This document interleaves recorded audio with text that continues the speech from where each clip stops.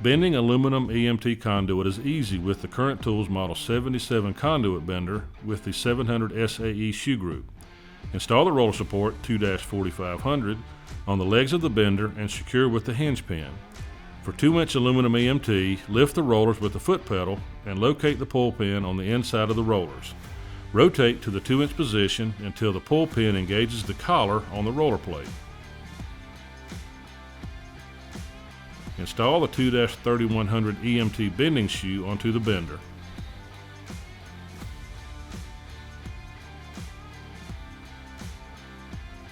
Rotate the bending shoe to approximately 10 degrees below the 0 degree setting.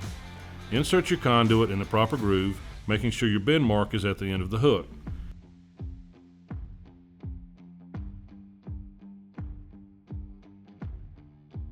Step on the pedal to raise the rollers to the conduit.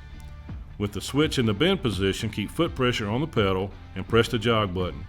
The conduit will pull the roller support against the stop. Release the foot pressure.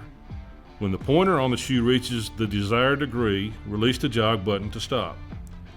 Place the switch in the unload position and press the jog button to reverse the shoe while lowering the roller support enough to release the conduit.